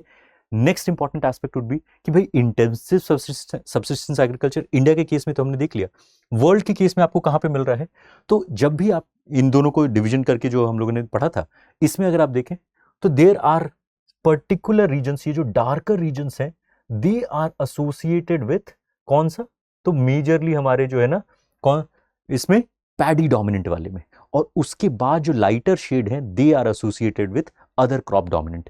तो इसमें स्पेसिफिकली अगर पैडी डोमिनेंट एग्रीकल्चर आपको देखना है तो आपको कहां पे देखने के लिए मिलेगा, तो this is in the coastal plains of India, फिर eastern part of Indo Gangetic plains, उसके बाद चाइना में आपको काफी पैडी हो रहा है, और साउथ ईस्ट एशिया में आपको देखने के लिए मिल रहा है, ठीक है। तो these are the regions that are associated with paddy dominant intensive subsistence agriculture, right. Next is commercial livestock rearing. अब एक होता है नोमैडिक हर्डिंग की, कुछ हमारे पास जो है ना चरवाहे जो हमारे यहाँ पे कुछ जानवरों को पालते हैं, ये जब आप कमर्शियल लेवल पे करते हैं, फॉर प्रॉफिट कर रहे हैं, ठीक है, ऐसे केस में आपको क्या हो रहा है कि it is much more organized in character, right. ये जो हम लोग ने बात किया था ना कि भाई यहाँ पे जो है ना काफी ऑर्गेनाइज तरीके से, कैपिटल इंटेंसिव तरीके से किया जाता है, ये आपको स्पेसिफिकली अगर आप देखिएगा तो वेस्टर्न नेशंस में, उसमें भी यूएस में आपको इसके लिए ज्यादा देखने के लिए मिलता है। इसी में बड़े बड़े रैंचेस बनाए जाते हैं, अगर आपने कभी वेस्टर्न मूवीज देखा हो तो उसमें जो रैंचेस की बात की जाती है that is associated with commercial livestock rearing. किन चीजों के लिए, तो वुल, है ना, फिर मीट, लेदर, ये सब के लिए इसको किया जाता है। एनिमल्स में तो sheep, cattle, goat and horses मिलेगा। ये कौन से रीजन्स हैं, तो अगर आप देखिए तो this is the north American region, जो इसमें स्पेसिफिकली यूएस का एक बहुत बड़ा एरिया है, वेस्टर्न यूएस का, जो इसमें इन्वॉल्व है, राइट। फिर आपको यहाँ पे ब्राजील और अर्जेंटीना वाले रीजन में, then you will see in the southern African region, right. Then these are the steppe regions of Asia, right, and then Australia के कुछ पोर्शंस में आपको ये देखने के लिए मिलेगा, that is commercial livestock rearing. अब यहाँ पे चूंकि ये कमर्शियल लेवल पे किया जा रहा है तो ये बिल्कुल ही अलग तरीके से होगा जो नोमैडिक रियरिंग में आप देखते हैं। नोमैडिक में आप एक जगह से दूसरी जगह मूव कर रहे हैं, यहाँ तो इतना ज्यादा आपका कैपिटल इन्वेस्टमेंट ही हो रहा है कि आप कोशिश करेंगे उसी एरिया से आप इस चीज को जो है ना ज्यादा से ज्यादा यील्ड निकालने का, ठीक है। इसी तरीके से आप जब आएंगे मॉडर्न एग्रीकल्चर प्रैक्टिसेस में तो यही चीज, सेम चीज आपको प्लांटेशंस के साथ भी देखने के लिए मिलता है, जैसे कि टी, कॉफी, रबर, इस सब में ना, कॉटन वगैरह, शुगर केन वगैरह में आप क्या करते हैं कि भाई आप एक पर्टिकुलर प्लॉट ऑफ लैंड से आप उसके यील्ड को बढ़ाने की कोशिश करते हैं, या फिर आप इतना बड़ा एरिया आप उससे कवर करते हैं कि भाई यहाँ पे आप जो है ना हाई कैपिटल इन्वेस्टमेंट के थ्रू, राइट, यहाँ पे काफ़ी जो है ना ऑर्गेनाइज तरीके से, काफ़ी स्पेशलाइज तरीके से, काफ़ी सारे साइंटिफिक इनपुट्स के थ्रू आप यहाँ पे क्या किए, इसमें जो है ना क्रॉप को वहाँ पे एकदम जो है ना एक बड़े लंबे लंबे एरिया में आपने एक ही क्रॉप लगाया और उससे फिर जो है फॉर प्रॉफिट वहाँ पे एग्रीकल्चर किया, ठीक है। तो ये प्लांटेशंस आपको स्पेसिफिकली हम लोग इंडिया में देख लिए हैं, बट दुनिया भर में आप इसको देखने के लिए मिल जाता है, ठीक है। नेक्स्ट, अब ऐसे रीजन्स जो उतने फर्टाइल नहीं है but they are good for particular crops, जैसे कि आपको ये कौन से क्रॉप्स मिलेंगे। अब यहाँ पे बहुत ध्यान दीजिएगा कि इसमें wheat is the most prominent one. जैसे हम लोगों ने पैडी वाला पढ़ा हुआ है ना कि कहाँ कहाँ पे आपको पैडी ज्यादा होता है, इसके केस में एक्सटेंसिव कमर्शियल ग्रीन फार्मिंग में wheat becomes really important, but इसके अलावा कॉर्न, बाले, वो ये सब ओट्स और राई वगैरह भी हैं, but wheat are the really prominent ones. ये भी हम लोग जो bread basket of the world Ukraine को कह रहे थे उस रीजन को, वो भी इसी से रिलेटेड है ना। तो वहां पे आपको क्या हो रहा है कि भाई ये आपको जो है ना ऐसे एरिड लैंड्स है ना, मिड लैटिट्यूड्स वाले रीजन है जहां पे यील्ड पर एकड़ is not that much, but आपने मैकेनाइजेशन के थ्रू है ना, अपने जो है ना ये लोगों के एक्सपर्टीज के थ्रू, साइंटिफिक इंप्रूवमेंट्स के थ्रू है ना, इनपुट्स के थ्रू, उसमें क्या किया आपने कि भाई प्रोडक्टिविटी काफी हाई, राइट। तो yield is low but productivity is very high, ठीक है। अब ये कौन से रीजन्स होंगे, तो स्टेपीज ऑफ यूरेशिया, ठीक है। फिर नॉर्थ अमेरिका में हमने प्रेरीज देखा था, साउथ अमेरिका में पाम्पास देखा था, वहां पे भी। फिर साउथ अफ्रीका में वेल्ट्स हैं और ऑस्ट्रेलिया में डाउन्स हैं। इन सारे रीजन्स में जहां जहां आपको ये ग्रासलैंड वाले रीजन है, यहाँ पे इसमें जो है ना एक्सटेंसिव कमर्शियल ग्रीन फार्मिंग बहुत अच्छे तरीके से हो पाता है, ठीक है। इससे रिलेटेड अगर रीजन्स देखें तो north America, prairies and pampas, फिर veldts of south Africa, downs of Australia and steppe region of Eurasia, right? These are connected to extensive commercial green farming. All right. Next would be the region with respect to horticulture, right? अब ये बहुत important है, याद रखना कि horticulture में सिर्फ vegetables and fruits नहीं है, बल्कि फ्लावर्स भी हैं, एक्सोटिक प्लांट्स भी हैं, हर्ब्स भी आ जाते हैं, ठीक है। तो it is not just about fruits and vegetables, although India में जो है ये ज़्यादातर फ्रूट्स एंड वेजिटेबल्स ही हम लोग उगाते हैं, बट ओवरऑल अगर आप देखिएगा तो यहाँ पे और भी चीज़ें आती हैं। It is mainly grown for the urban market, right. यहाँ पे आपको लेबर भी काफ़ी लगता है, कैपिटल भी काफ़ी लगता है, पैसा भी लगता है, और लोग भी चाहिए यहाँ पे काम करने के लिए। क्यों? क्योंकि इसके लिए आपको HYV सीड्स लगेगा, इरिगेशन चाहिए होगा, फर्टिलाइजर चाहिए होगा, राइट।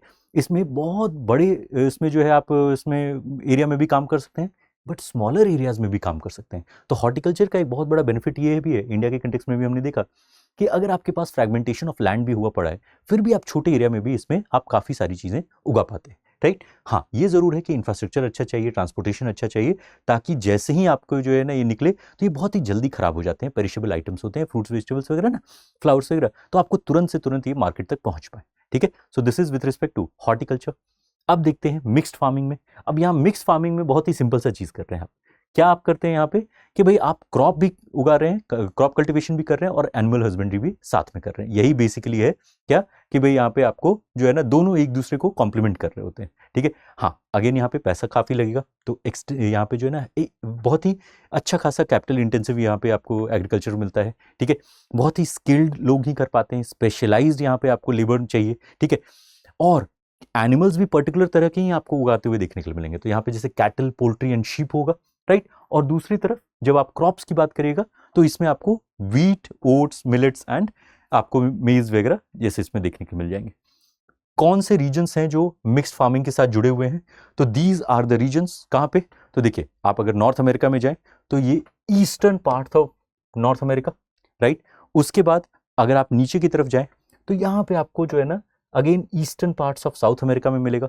यूरोप से लेकर के आपको जो है ना यूरेशिया में काफ़ी बड़ा एरिया है, राइट। तो ये पूरा जो सेंट्रल यूरोप से लेकर के ये पूरा रीजन काफ़ी बड़ा एरिया है मिक्स्ड फार्मिंग को लेकर के, है ना। और इसके अलावा जो इसमें स्पेसिफिकली अगर आप देखिएगा ना तो ये भी जो है ना ट्रॉपिक ऑफ कैप्रिकॉर्न के नीचे वाला रीजन है, ये ट्रॉपिक ऑफ कैंसर के ऊपर वाला रीजन है। Basically these are great in temperate climates, है ना। तो ये भी आपको टेम्परेट रीजन आ गया, ये भी आपको टेम्परेट रीजन में ही आ गया, है ना। तो these are mostly related to temperate regions, right. Last यहाँ पे agriculture type that is dairy, right. अब इसमें आपको क्या देखने के लिए मिलेगा कि भाई ये बहुत एडवांस लेवल पे अब किया जाता है दुनिया भर में एटलीस्ट, है ना।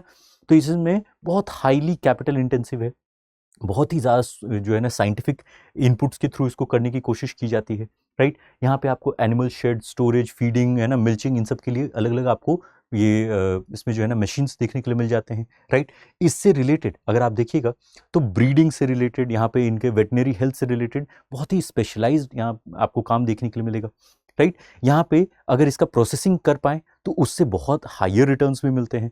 हाँ, ये ज़रूर है कि इसके लिए जो है ना हर चीज़ के लिए बहुत ही स्पेशलाइज्ड व्हीकल्स की चाहिए, जैसे ट्रांसपोर्टेशन में भी आपको स्पेशलाइज्ड व्हीकल चाहिए, इसको स्टोरेज के लिए भी स्पेशलाइज्ड जगह चाहिए, ठीक है। और जो मैन पावर होगा वो भी हाईली ट्रेंड होना चाहिए, ताकि आपका जो है ना ज़्यादा से ज़्यादा सामान जो है ख़राब ना हो, ठीक है। हाँ, ये ज़रूर है कि ये जनरली जो है ना आपको इसका कोई ऑफ सीज़न नहीं होता है, ठीक है। तो these are some of the major aspects related to आपको क्या, डेयरी फार्मिंग। ठीक है, इसमें अगर रीजन्स में देखें स्पेसिफिकली प्रोमिनेंट में, तो अगर यहाँ पे तो नॉर्थ ईस्ट यूनाइटेड स्टेट्स और उसी तरीके से वेस्टर्न यूरोप में आपको ये काफी बड़े रूप से किया जाता है। इसमें एक और रीजन है जो कि है ऑस्ट्रेलिया और न्यूजीलैंड का आपको पोर्शन। ठीक है, so these are some of the prominent regions that are associated with dairy farming. That is good enough with respect to हमारा जो है ना एग्रीकल्चर रिलेटेड क्वेश्चन में। अब हम लोग चलेंगे किससे, तो let's look at the question some of them with respect. अब कुछ ही हम लोग देख पाते हैं बट जितना हम लोग देख सकते हैं, तो एनवायरमेंटल पोल्यूशन वगैरह से रिलेटेड, राइट, यहाँ पे ये हमारा खत्म होता है। अच्छा, एक और काम कर सकते हैं, जैसे आप अगर इसको यहाँ पे रिवाइज कर रहे हो ना, तो कुछ ऐसे टर्मिनोलॉजीज हैं जो आपको पूछे जा सकते हैं। जैसे व्हाट इज रिले क्रॉपिंग, इसका ना एक स्टेटमेंट बेस्ड क्वेश्चन होगा, तो एक एक लाइन का इसका होता है।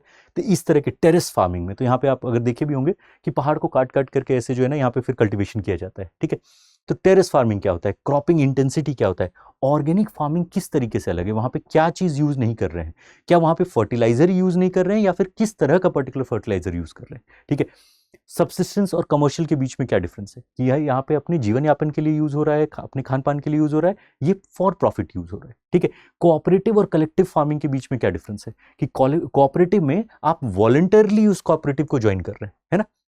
कोऑपरेटिव फार्मिंग इनफैक्ट अभी 97th अमेंडमेंट के बाद इंडिया में कोऑपरेटिव इसको जो है स्ट्रक्चर्स को, सोसाइटीज को कॉन्स्टिट्यूशनल रिकॉग्निशन मिल चुका है।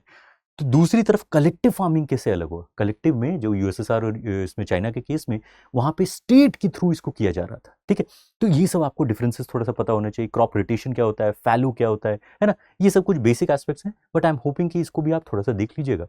इससे आपका एक काफी हद तक जो है सिंपल क्वेश्चन भी आपके लिए क्लियर हो जाएगा। ठीक है, अब हम लोग आते हैं एनवायरमेंटल पोल्यूशन की तरफ। यहाँ पे कुछ बेसिक एस्पेक्ट्स से शुरू करें कि अगर एनवायरमेंटल पोल्यूशन के बारे में आप देखें तो इट रेफर्स टू किस चीज को, कि भाई हार्मफुल मटेरियल्स जब ना किसी भी एनवायरमेंट में आ गए। ठीक है, तो कोई भी ऐसा सब्सटेंस जो कि एक पर्टिकुलर जगह पे अगर इंट्रोड्यूस होता है और उससे उस जगह को नुकसान हो रहा है, ठीक है, नेगेटिव इफेक्ट हो रहा है, तो वो पॉल्यूटेंट हो जाता है। अब वो कुछ भी हो सकता है, ठीक है ना, ये आपको एयर में हो सकते हैं, वाटर में हो सकते हैं, है ना, आपको लैंड में हो सकते हैं, कोई भी ऐसी चीज जो उस जगह को नुकसान पहुंचाए, ये आपके पॉल्यूटेंट्स में आ जाती है। इसमें कॉजेज क्या क्या होंगे, तो deforestation, forest fire, unplanned urbanization, unregulated आपको इंडस्ट्रियलाइजेशन, है ना, इम्प्रॉपर एग्रीकल्चरल प्रैक्टिस, सब कुछ से आपको इसमें नुकसान हो सकता है। इसके केस में अगर कुछ प्रोमिनेंट एस्पेक्ट्स देखें कि भाई ये चलिए कहीं पे भी अगर इस तरह का आपको एनवायरमेंटल इफेक्ट्स देखने के लिए मिलेगा, तो यहाँ पे आपको ह्यूमन हेल्थ पे असर पड़ेगा, इकोसिस्टम्स पे असर पड़ेगा, क्लाइमेट चेंज पे बहुत बड़ा असर पड़ता है, और इसके वाइडर इकोनॉमिक कॉन्सिक्वेंसेज भी होते हैं, कि सिर्फ पॉल्यूशन का जो है ना कोई एनवायरमेंटल एस्पेक्ट नहीं है, बट इकोनॉमिक इफेक्ट भी आपको पड़ता है, राइट। इसमें किस किस तरह का हो सकता है, तो एयर, वाटर, लैंड और इनफैक्ट न्यूक्लियर वगैरह, ये नीसेंट है, नए हैं, बट ये भी आपको इस तरह का पॉल्यूशन देखने के लिए मिल सकता है। थैंकफुली अभी तक बहुत कम ही जगह हो पाया है इस तरह का पॉल्यूशन, बट जहाँ पे भी होता है वो बहुत लंबा, लॉन्ग लास्टिंग उसका इफेक्ट आपको देखने के लिए मिल जाता है। ठीक है, अब इसके केस में अगर हम लोग देखें कुछ कुछ बेसिक एस्पेक्ट्स में, तो भाई सोर्सेज ऑफ पॉल्यूशन क्या हो सकते हैं, है ना। अब इसी में सारा चीज आपको याद नहीं रखना है, इसमें आपको ये देखिए कि किस किस चीजों में इसका असर आपको ज्यादा देखने के लिए मिलता है। ठीक है, तो यहाँ पे आपको दो टर्म्स हैं, कौन कौन से, प्राइमरी और सेकेंडरी पॉल्यूटेंट्स, राइट, ये आपको जरूर पता होना चाहिए। प्राइमरी पॉल्यूटेंट क्या हुए, कि भाई they are existing in the environment in their original form, right, जैसे कि carbon dioxide, carbon monoxide. Secondary pollutants क्या हुए, कि they are formed due to chemical reactions, है ना, दो प्राइमरी पॉल्यूटेंट्स मिल करके इसको बनाए, जैसे कि ओजोन, है ना, नाइट्रोजन के ऑक्साइड जो आपको मिलते हैं, सल्फ्यूरिक एसिड। तो प्राइमरी क्या हुआ, कि जैसे कार्बन डाइऑक्साइड जैसा है वैसा है, उसी तरीके से जो है ना पॉल्यूशन कर रहा है। यहां पे क्या हो रहा है, कि केमिकल रिएक्शन के थ्रू दो प्राइमरी पॉल्यूटेंट्स, तीन प्राइमरी पॉल्यूटेंट्स मिल करके इनको बना रहे हैं। ठीक है, तो ये एक बहुत इंपॉर्टेंट एस्पेक्ट होगा जो आपको पूछने का चांसेस रहता है। ठीक है, अब आते हैं एयर पोल्यूशन की तरफ, राइट। एयर पोल्यूशन के कंटेक्स्ट में यहाँ पे कुछ कुछ बेसिक एस्पेक्ट्स को देखें, कि जब भी हम लोग एयर पोल्यूशन, जो कि अभी स्पेशली जो है ना नॉर्थ इंडिया में है ना, ये सब में बहुत ज़्यादा इसका जो है ना आप न्यूज़ में रहता है, तो इसलिए भी थोड़ा इंपॉर्टेंट है कि यहाँ पे क्या हो रहा है ऐसा, एयर पोल्यूशन में क्या चीज़ का एडिशन हो रहा है, it is the excessive addition of harmful substances. कौन से हार्मफुल सब्सटेंसेस, तो अगर बाई चांस मान लीजिए आपका कार्बन डाइऑक्साइड एमिशन हो रहा है, सल्फर ऑक्साइड्स हो रहा है, नाइट्रोजन ऑक्साइड्स हो रहा है ना, पार्टिकुलेट मैटर हो रहा है, क्लोरोफ्लोरोकार्बन, CFCs हो रहा है, और ग्राउंड लेवल ओजोन, ये सब जो है इसमें अगर इसमें जा रहे हैं और they are causing diseases, allergies and death, तो ये हमारे हो गए एयर पोल्यूशन से रिलेटेड। ठीक है, तो इसमें बहुत सारा इसका असर पड़ता हुआ देखने के लिए मिलता है, specially in our region, right. तो बिकॉज हमारे रीजन से इसका इंपॉर्टेंस बहुत ज़्यादा है, तो इसलिए आपको ये पता होना चाहिए कि इसमें सारी चीज़ें आ जाती हैं। Carbon dioxide is considered to be among the worst once.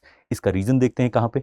तो कार्बन डाइऑक्साइड का आपको सबसे बड़ा असर जो है ना, एक ग्रीन हाउस इफेक्ट नाम सुना होगा आपने, उसके केस में देखने को मिलता है, राइट। अब यहाँ पे ग्रीन हाउस इफेक्ट में हो क्या रहा है कि भाई बेसिकली ये जो कुछ ऐसे गैसेस हैं, कौन कौन से, तो carbon dioxide, methane, ozone, CFCs, ये क्या कर रहे हैं, they are trapping the heat, they are trapping the heat in the earth's atmosphere. ठीक है, और इसके कारण जो नॉर्मल तरीके से भी ग्रीन हाउस गैस होता है ना, ग्रीन हाउस इफेक्ट होता है, बट उससे क्या है कि एक नॉर्मल टेम्परेचर तक जो है ना वहाँ पे होता है। अगर बहुत ज़्यादा ये गैसेस वहाँ पे एटमॉस्फेयर में हो गए तो बहुत ज़्यादा गर्मी आपको यहाँ पे ट्रैप हो जाती है। ठीक है, इसके कारण ओवरऑल ग्लोबल वार्मिंग आपको देखने के लिए मिलता है ना। अब इसकी जो है ये हम लोग को डायरेक्टली हमारे पास एविडेंसेस हैं कि ये ह्यूमन एक्टिविटीज़ के कारण ये इंटेंसिफाई हो रहा है। ठीक है, तो ग्रीन हाउस इफेक्ट में बहुत इंपॉर्टेंट यहाँ पे ध्यान रखना है कि कौन कौन से गैसेज हैं, कि कौन कौन से इसमें जो है इंपॉर्टेंट वो है, ये इसको जरूर रखिएगा। इसमें अगर आप देखिए तो कार्बन डाइऑक्साइड कहाँ से ज़्यादा निकल रहा है, तो it is from fossil fuels and deforestation. CFCs refrigerators, industries, solvents and foam से निकलता था, राइट। मीथेन के केस में it is through fossil fuels, livestock and landfills.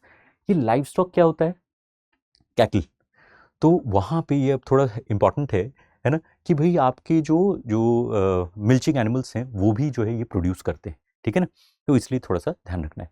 Nitrogen oxides, ये अगेन फॉसिल फ्यूल्स, फर्टिलाइजर्स और क्रॉप रेसिड्यू से निकलता है। और कार्बन मोनोऑक्साइड आपको जो है इलेक्ट्रॉनिक वेस्ट है ना, इसमें जो है आयरन और स्मेल्टिंग वगैरह, आयरन ओर स्मेल्टिंग वगैरह से मोनोऑक्साइड भी निकलता है। ठीक है, सो अलग अलग गैसेस का अलग अलग सोर्स है, राइट, ये आपको पूछा जा सकता है। ठीक है, this can be asked, right. इसके केस में अब देखें effects of green house gases, तो इसमें जो है सी लेवल्स का इंक्रीज होना, है ना, क्यों, क्योंकि इन्होंने जो है जितना भी जो उसमें जो है हीट को कैप्चर वो कर लिया, ट्रैप कर लिया, इसके कारण ओवरऑल जो है टेम्परेचर बढ़ा। अब टेम्परेचर बढ़ा तो उससे क्या होगा कि भाई आपको जो है ना ये बर्फ पिघलेगा ज़्यादा, जो है ना तेजी से आपको क्या हो रहा है, सी लेवल का इंक्रीज हो रहा है, वेदर इवेंट्स एक्सट्रीम हो जाएंगे, right.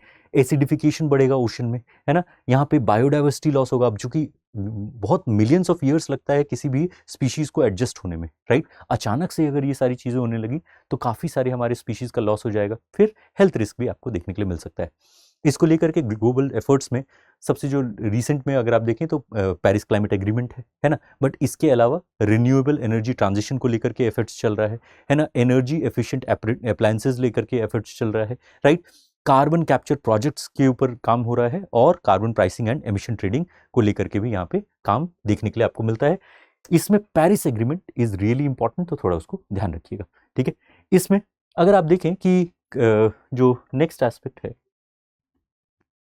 Which is acid rain and ozone hole, ये दो चीजों से भी आपको कई बार क्वेश्चन बन सकता है। ठीक है, अब ये एसिड रेन क्या है, अगर इसमें देखें तो यहाँ पे एक बहुत प्रोमिनेंट चीज का ध्यान रखना है कि कौन कौन से इसमें जो है ना सब्सटेंसेज इन्वॉल्व है। यहाँ पे कौन से सब्सटेंसेज इन्वॉल्व हैं, यहाँ पे सब्सटेंसेज में सल्फर डाइऑक्साइड, नाइट्रोजन ऑक्साइड, है ना, chlorine, fluorine and other pollutants जब क्या हो रहे हैं, एटमॉस्फेरिक मॉइस्चर के साथ मिक्स हो रहे हैं। ठीक है, तो ये क्या करते हैं, ये रेनफॉल को एसिडिक बना देते हैं। ठीक है, तो कौन कौन से यहाँ पे सब्सटेंसेस हैं, सारे आपके लिए याद रखना है, sulphur dioxide, nitrogen oxide, chlorine, fluorine and other pollutants, right. किसके साथ मिक्स हो रहे हैं, तो ऑफ कोर्स एटमॉस्फेरिक मॉइस्चर के कारण, जिससे आपको बारिश होती है तब ये एसिडिक रेन होता है। ठीक, इसमें अब आई एम होपिंग कि जैसे जो है ना, आप ये क्लोरीन वगैरह हुआ, इससे आप रिलेट भी कर सकते हैं कि ये जो है कोई भी ऐसी चीज जो एक्सेसिव मात्रा में अगर आपको कहीं पे हो जाएगी तो वो पॉल्यूटेंट्स ही होगी, है ना। उसके बाद ओजोन होल में, अब ये बहुत अच्छी चीज़ है हमारे लिए, है ना, क्यों, क्योंकि आप देखिए ओजोन होल एक ऐसा इसमें जो है सिचुएशन आपको देखने के लिए मिलता है जहाँ पे ग्लोबल एफर्ट जो है उसने मिल करके इसको सही करने में काफ़ी अच्छा काम किया है, और इसके केस में ये हमारे लिए बहुत ही पॉजिटिव चीज़ है। बट एटलीस्ट आपको पता होना चाहिए कि था क्या। ओजोन लेयर जो है आपको स्ट्रेटोस्फेयर में मिलता है, वहां पे आपको जो है ना एक छेद होता हुआ, बड़ा सा छेद होता हुआ देखने के लिए मिल रहा था, किसके कारण, सीएफसीज के कारण, क्लोरोफ्लोरोकार्बन्स के कारण। इसको लेकर के मॉन्ट्रियल प्रोटोकॉल आता है ना, और इसके आने से ये इतना इफेक्टिव होता है कि it is considered to be one of the great success stories of our age, right, कि बहुत सक्सेसफुल होता है। और अब ये धीरे धीरे जो है ना ओजोन होल कम होता जा रहा है, ऑलमोस्ट जो है ना अब वो पूरी तरीके से बंद होने के कगार पे, ठीक है। So this is with respect to ozone hole. ये अच्छी चीज, इसमें आप अच्छे एग्जांपल्स में आप इसको याद रख सकते हैं। ओजोन होल अच्छी चीज नहीं है ना, ये एग्जाम्पल बहुत ही अच्छा है हमें याद रखने के लिए कि भाई यहाँ पे हम सक्सीड भी कर पा रहे हैं, ठीक है। So this is with respect to ozone. अब इसी को थोड़ा सा आगे लेके चलते हैं। नेक्स्ट वुड बी कि वाटर का कैसे, कौन कौन से एरिया से पॉल्यूशन आपको देखने के लिए मिल रहा है ना। जब भी आप वाटर की पॉल्यूशन के बारे में बात करेंगे तो यहाँ पे दोनों ऑर्गेनिक एंड इनऑर्गेनिक सब्सटेंसेस दोनों हो जाएंगे। फिर इसमें बायोलॉजिकल भी हो सकता है, रेडियोलॉजिकल भी हो सकता है, ठीक है।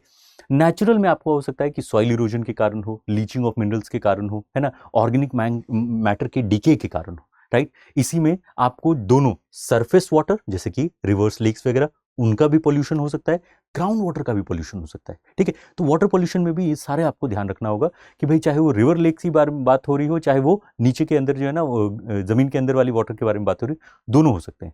इसी में अगर आप कॉजेज देखें तो इट कैन बी क्या, तो अब दोनों हो सकते हैं। अनट्रीटेड सीवेज भी हो सकता है, इंडस्ट्रियल वेस्ट भी हो सकता है, एग्रीकल्चर सोर्सेज भी हो सकते हैं, थर्मल रेडिएशन भी हो सकता है, oil spills, plastic pollution, invasive species, ये सारे इस पे जो है असर कर सकते हैं। तो all of these can be, और मेनी टाइम्स स्पेशली अनफॉर्चुनेटली हम लोग को देखने के लिए मिलेगा ना, in different parts of the river, in different parts of the country, आपको ये बहुत सारी चीज़ें एक साथ काम करती हुई देखने के लिए मिलती है, राइट। और ये सब एक साथ मिल करके फिर चली जाती हैं सीज में, तो वो और ज़्यादा नुकसान करती हैं, ठीक है ना। तो ये अनफॉर्चुनेटली हम लोग कहीं पे कहें कि भाई एक या दो ही रीज़न हो, ज़रूरी नहीं है, बहुत सारी जगहों पे ये सारे मिल करके आपको इफेक्ट करता है। इसका इफेक्ट क्या होगा, तो of course it has harmful effects on health, जहाँ पे आपको डिजीजेस हो सकता है, जैसे कि मर्करी से मीना माता, स्किन कैंसर, वाटर स्केर्सिटी हो सकता है ना। कई एक जगहों पे आपको जो है ना बहुत बड़े बड़े एरियाज में आपको क्या मरीन और एक्वेटिक इकोसिस्टम्स बर्बाद हो जाते हैं, राइट। इसमें बहुत ही इंपॉर्टेंट है कि बहुत सारी जगहों पे बहुत ईजिली इसको जो है ठीक किया जा सकता है, बट नेग्लिजेंस और थोड़ा सा जो है पैसा एफर्ट नहीं लगाने के कारण इसमें आपको बहुत ज़्यादा नुकसान होता हुआ देखने के लिए मिल जाता है, ठीक है। Next is climate change related, ये लास्ट ही है हमारा क्लाइमेट चेंज रिलेटेड एस्पेक्ट। इसके साथ ही हमारा जो है ये वाला सेक्शन खत्म हो जाएगा। तो इन केस ऑफ क्लाइमेट चेंज क्या क्या हम लोग देखते हैं कि वह पहले तो बहुत ही बेसिक चीज़ कि भाई this is about the large scale significant shift in global climate due to human actions. Climate हमेशा से चेंज होता आ रहा है ना, क्लाइमेट को चेंज होने से कोई नहीं रोक सकता है। यहाँ पे क्या हो रहा है कि भाई लार्ज स्केल शिफ्ट हो रहा है, सडन शिफ्ट हो रहा है ड्यू टू ह्यूमन एक्शन, इसके कारण हम लोग इसको चिंता की नजर से देखते हैं, ठीक है। तो global climate has always been changing, right, but post industrial revolution ये बहुत तेजी से चेंज हुआ है, बहुत तेजी से गर्म होने का आपको ये देखने के लिए मिलता है ना। तो it is affecting the temperature, rainfall, wind patterns, right, ये सब पे असर पड़ता है। अगर आप ही देखिए कि अगर आप मान लेते हैं 20 साल के भी हैं, राइट, और आप अपने बचपन के टाइम का मौसम याद करिए और आज के टाइम में, तो उसमें आपको ह्यूज डिफरेंस देखने के लिए मिल रहा है, ठीक। अब इसमें आपको अलग अलग इफेक्ट, इसमें जो है एविडेंसेस देखें तो यहाँ पे आपको एटमॉस्फेरिक में एविडेंसेस मिल रहे हैं, है ना, हाइड्रोस्फेरिक एविडेंसेस मिल रहे हैं, क्रायोस्फेरिक एविडेंसेस मिल रहे हैं। कैसे, तो एटमॉस्फेयर में आपको जब एसिड रेन होता है ना, तो वो एक तरीके से कहीं ना कहीं आपको ये दिखा रहा है कि कुछ अननेचुरल सब्सटेंसेस ऊपर तक पहुंच रहे हैं, है ना। एक्सट्रीम वेदर कंडीशंस जब आपको फेस करना पड़ता है, डिक्रीजिंग एयर क्वालिटी आपको फेस करना पड़ता है, तो ये हो गए एविडेंसेस एटमॉस्फेरिक क्लाइमेट चेंज के, है ना। फिर हाइड्रोस्फेरिक में आपको सी लेवल का राइज होना, है ना, सैलिनिटी बढ़ना, नमकीन पानी बढ़ना ओशंस में, है ना, ओशन एसिडिफिकेशन बढ़ना, ये अगेन आपके हाइड्रोस्फेरिक एविडेंसेस हो गए। क्रायोस्फेरिक में अब यहाँ पे आपको हो जाएगा कि जैसे ग्लेशियर्स का बहुत तेजी से डिक्रीज करना, राइट, इसमें ही स्नो कवर डिक्रीज करना। जैसे माना जा रहा है कि अभी जो आपके इंडोनेशिया के ऐसे कुछ ग्लेशियर्स हैं जो बिल्कुल हमेशा के लिए खत्म होने वाले हैं, राइट, जो मिलियंस ऑफ ईयर्स से थे अब वो बिल्कुल खत्म होने वाले हैं, राइट। यही डर हमें हिमालयस के साथ भी है, ठीक है। तो shrinking ice sheets, Antarctic, Arctic, इन सब जगहों पे बहुत मेजर इसका जो है ना आपको एविडेंसेस देखने के लिए मिल जाता है। नाउ इन दैट रिगार्ड इसमें जो है कॉजेज क्या क्या है, तो कुछ ह्यूमन है, कुछ नेचुरल है। ह्यूमन के केस में ऑफ कोर्स हम लोग देते हैं कि भाई chemical fertilizers, deforestation, vehicular emission, industrial pollution और एग्रीकल्चर रन ऑफ, राइट। और नेचुरल कॉजेज में ओशन जो करंट्स के कारण जो वार्मिंग और कूलिंग होता है, volcanic eruptions, meteorites, sun spots, है ना, इनके कारण, फॉरेस्ट फायर्स के कारण। अब ये हमेशा से होते आ रहे हैं, ठीक है। चिंता किस बात की है कि ये बहुत ज्यादा अब कंट्रीब्यूट कर रहे हैं, ठीक है ना। तो ये हमेशा से होते आ रहे हैं, ऐसा कुछ नहीं है कि इसमें जो है ना पहले से कोई एकदम स्टेबल आपको क्लाइमेट था, बट ये अर्थ मेंटेन कर ले रही थी इनको, जो है ना अर्थ अपने आप को जो है एडजस्ट कर ले रही थी, और हम लोग के लिए भी आराम से हम जी पा रहे थे। यहाँ पे अब आपको दिक्कत आ रही है, ठीक है। इसका इम्पैक्ट और इफेक्ट्स अगर देखें थोड़ा सा, ठीक है, तो इसके कारण क्रॉप प्रोडक्टिविटी काफी तेजी से घटता हुआ देखने को मिल रहा है बहुत सारे रीजन्स में, राइट। इसमें अगर आप देखें तो बहुत सारे फार्मिंग सिस्टम्स में जो है ना उसका इफेक्ट पड़ रहा है, फूड सिक्योरिटी पे इफेक्ट पड़ रहा है, ठीक है। यहाँ पे आपको एक्सट्रीम वेदर इवेंट्स आपको अब बढ़ते हुए देखने के लिए मिल रहे हैं, है ना। आपको मेरीन इकोसिस्टम्स पे बहुत ज़्यादा असर पड़ रहा है, और स्पेशली वो लोग ना अडेप्ट नहीं कर पा रहे हैं इतना तेज़ी से, जो है ना ये जो एसिडिफिकेशन हो रहा है वहाँ पे, गर्मी बढ़ रही है तो, ठीक है। फिर आपको राइजिंग सी लेवल से आपको क्या हो रहा है कि सिटीज़ और उनके हैबिटेशन अलोंग द कोस्ट, उन पे असर पड़ रहा है, ठीक है। स्पेशली हमारे बहुत सारे जो सिटीज़ हैं जो कोस्टल एरियाज में है, राइट, मुंबई है ना, ये सब विशाखापट्टनम वगैरह, कोलकाता वगैरह। अब ऐसे केस में चेन्नई वगैरह, तो इसमें अब क्या होगा कि आगे चल करके दिक्कत आ सकती है कि भाई अगर सी लेवल ज़्यादा राइज कर गया तो कहाँ जाएंगे ये लोग, है ना। ये जो इंडस्ट्रीज़ हैं इन जगहों से रिलेटेड, वो कहाँ शिफ्ट करेंगे, ठीक है। इसके कारण एक्सटेंशन हो रहा है बहुत सारी स्पीशीज़ का, और फिर डेथ, और इसमें जो है ना नई नई बीमारियां भी आपको देखने के लिए मिल जा रही हैं, ठीक है। So these are some of the basic aspects related to हमारे यहाँ पे क्लाइमेट चेंज। इसको लेकर के ऑफकोर्स जो इंटरनेशनल एफर्ट्स रहे हैं, अगर उसमें कुछ कुछ पॉइंट्स को आई एम होपिंग कि आप इसको देखे होंगे, बट इसको लेकर के जो इंटरनेशनल इंटर गवर्नमेंटल पैनल और क्लाइमेट चेंज ये आपको देखने के लिए मिलता है ना। तो यूएन के केस में ये काफ़ी सारा काम कर रहा है, इसी में UNFCCC है, राइट, जो United Nations framework convention on climate change के बारे में है, राइट। यहाँ पे आपको किन चीज़ों के बारे में बातचीत होती है, तो देखिए ये सारे कुछ को लेकर के, स्पेशली देखिए ग्रीन हाउस गैसेस तो होंगे ही यहाँ पे, बट इसके अलावा भी क्लाइमेट चेंज से रिलेटेड क्योटो प्रोटोकॉल इसी से निकल के आता है, सस्टेनेबल इकोनॉमिक डेवलपमेंट को रिलेटेड यहाँ पे बातचीत होती है। पेरिस एग्रीमेंट 2016 में जो हुआ था, ये फर्स्ट वर्ल्ड का comprehensive agreement on climate change था, राइट। यहीं पे आप जो है ना INDC देते हैं कि भाई आप एज ए कंट्री खुद से बोलते हैं कि भाई हम अपनी तरफ से ये कंट्रीब्यूट करेंगे, इस तरीके से हम अपना इमिशंस को कम करेंगे। इसमें टारगेट रखा गया है कि बिलो 2%, 2 डिग्री सेल्सियस हम लोग इसको रखने का कोशिश करें। अनफॉर्चुनेटली अभी भी उस तरीके से जो है आपको एफर्ट्स नहीं हो पा रहे हैं जिस तरह का होना चाहिए, बट यहाँ पे ये टारगेट रखा गया है। इसी में अगर देखें तो इंडिया के भी कुछ कुछ एफर्ट रहे हैं, तो जैसे Indian national action plan on climate change हम लोग बनाए हैं, राइट। इसी में इंटरनेशनल सोलर अलायंस हम लोग बनाए हैं, राइट। हमारे जो INDC उसमें जो कॉन्ट्रीब्यूशंस हैं वो भी हम हर साल अपना वहाँ पे उनको रिपोर्ट भेजते हैं, ठीक है। फिर इलेक्ट्रिक मोबिलिटी को लेकर के हम लोग इसमें काफ़ी प्रमोशन कर रहे हैं, एयर क्वालिटी इंडेक्स को हम अब मॉनिटर करने की कोशिश कर रहे हैं, राइट, और एनर्जी एफिशिएंट हमारे अपनी जो इंफ्रास्ट्रक्चर को बनाने की कोशिश कर रहे हैं, right. So these are some of the very important aspects regarding जो हमारे वर्ल्ड ज्योग्राफी सेक्शन से अलग अलग जगहों से क्वेश्चन आ सकता है। अब ये एक रिविजन की तरह था, आई एम होपिंग कि आप इसको रिविजन की तरह ही इसको लीजिएगा। इसके साथ जो अपने सोर्सेज हैं, एक सोर्स को फॉलो करिए, अच्छी तरीके से फॉलो करिए, बढ़िया तरीके से उसको पूरा करके इसको जो है अच्छे से एग्जाम को क्लियर करिए। Alright, wish you all the very best. मतलब जो है आपके लिए खूब सारी जो है दुआएं हैं कि भाई बहुत अच्छा आपका एग्जाम जाए, अच्छे से रिवाइज करके जाइएगा। नए सोर्सेज अब पढ़ने की ज़्यादा कोशिश मत करिएगा, जो आपके पास लिखा हुआ है, जो आपके पास नोट्स बने हुए हैं, उनको ज़्यादा से ज़्यादा बार रिवाइज कर लीजिए, वो ज़्यादा आपको बेनिफिट करेगा, ठीक है। थैंक यू सो मच, आप सबको खूब सारी शुभकामनाएं, all the very best to you. Thank you and hopefully meet you somewhere. Thank you. अब एग्जाम की तैयारी को और बेहतर करने के लिए हमारे चैनल को लाइक, शेयर और सब्सक्राइब करना ना भूलें।